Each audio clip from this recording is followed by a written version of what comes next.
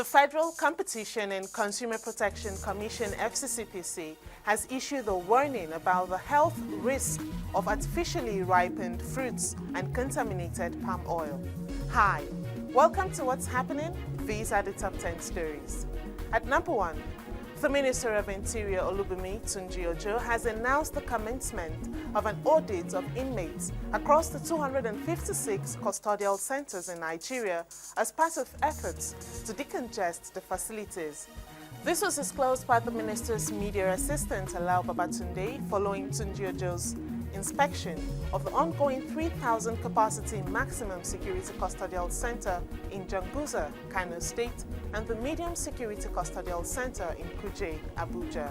Tunji-Ojo underscored the importance of an empirical and scientific approach to the audit, stating that it would lead to significant decongestion of the prisons.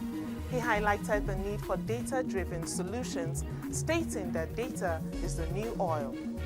At number 2, the president of the Trade Union Congress TUC, Festus Osifo, has stated that the organized labor is not insisting on any specific amount as the minimum wage.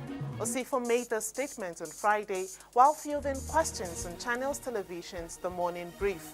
Osifo emphasized that labor is open to adjustments, contrary to previous reports suggesting a rigid stance. Previously, at the end of the tripartite committee meeting, the Labour had insisted on a minimum wage of 250,000 naira. In contrast, the federal government's representatives and the organized private sector proposed 62,000 naira. President Bola Tinubu has yet to decide on the matter. At number 3, the National Association of Nigerian Students, NANS, has appealed to President Bola Tinubu to intervene in the continued suspension of certificates issued by universities in Benin Republic and the Republic of Togo. In a statement released on Friday, Comrade Joshua Olakunle, Director of NANS, West Africa Affairs, emphasized that many prominent Nigerians who studied in these countries have demonstrated competence among their peers.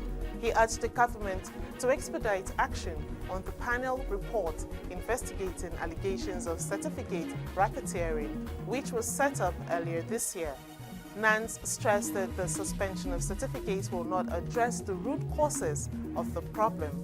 The association proposed a collaborative approach to regulate and upgrade university education in the sub-region, which would strengthen regional cooperation and improve education standards.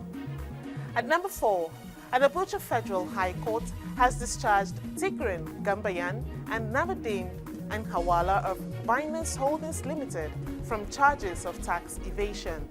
The ruling delivered on Friday followed the Federal Inland Revenue Service's decision to amend its charges after Binance appointed a Nigerian representative, Ayodele Omotilewa. The case was initially filed by the FRSC on March 22, 2024, accusing Binance and Gambian of failing to collect and remit various taxes, including value-added tax and company income tax, in violation of Section 40 of the FIRS Establishment Act 2007. On May 17, 2024, the FIRS amended its lawsuit to further allege tax evasion by the company. At number 5, the Commandant General of the Nigeria Security and Civil Defense Corps (NSCDC), Ahmed Abubakar Audi, has deployed over 47,000 personnel across the country to ensure maximum security during the Salah festivities. This announcement was made by CSC Babawale Afolabi, the National PRO for the NSCDC, from the Corps National Headquarters in Abuja on Friday. Afolabi stated that the deployment is part of measures to guarantee a peaceful Eid-el-Kabir celebration. Commandant General Audi has directed all zonal commanders and state commandants to strictly adhere to operational orders, standard operating procedures, and codes of conduct while maintaining peace and order in their regions.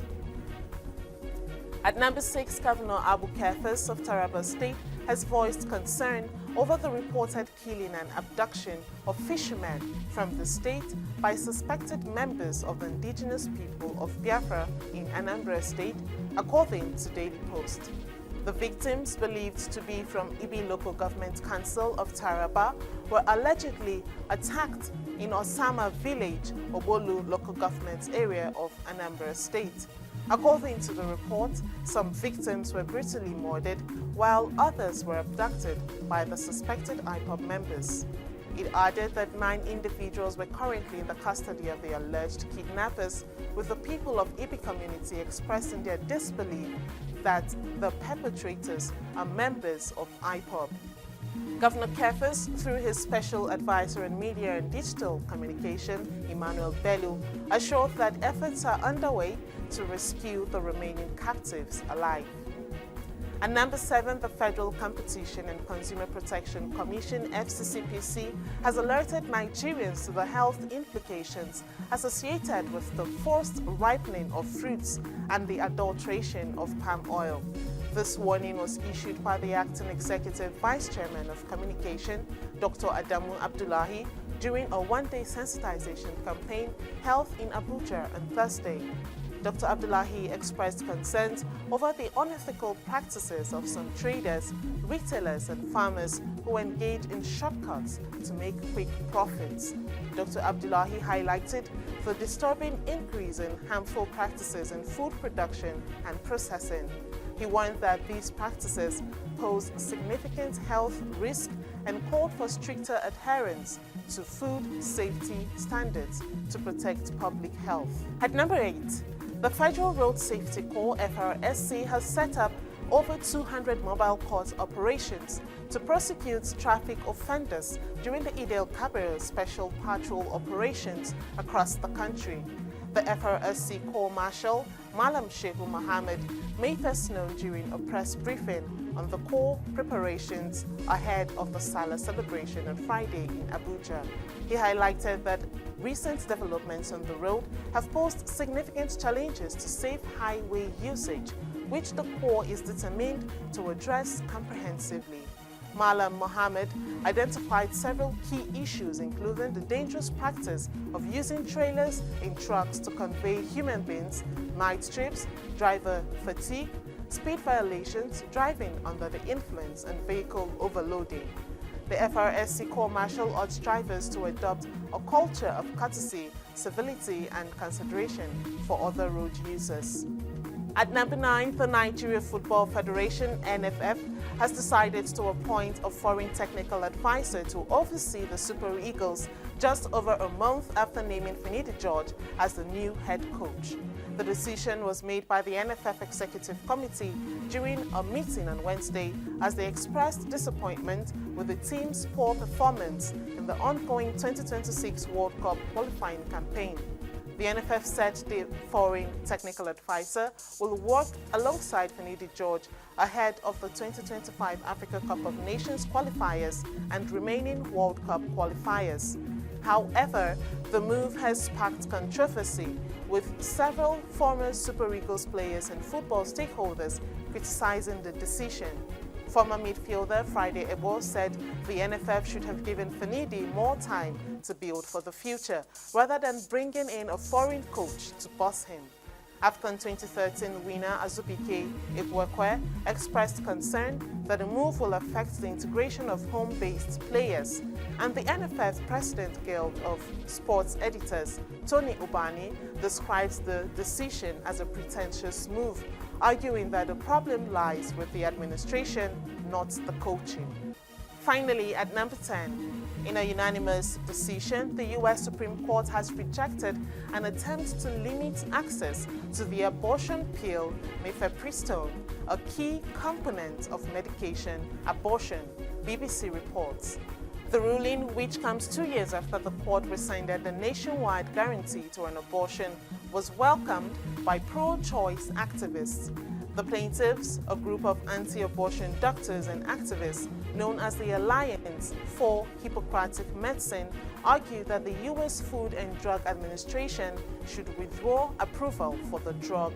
However, the court determined that the plaintiffs did not have the legal standing to sue, as they failed to demonstrate any actual injury resulting from the availability of the drug. According to the BBC, President Joe Biden and pro-choice groups have emphasized that the fight for reproductive freedom is ongoing. It adds that abortion is expected to be a prominent issue in upcoming elections, particularly for Republicans balancing the views of their base with broader support for abortion access. That's it on what's happening. You can join the conversation on our website at www.rootstv.ng, follow us on social media, and subscribe to our YouTube channel at Roots TV Nigeria. Thank you for watching.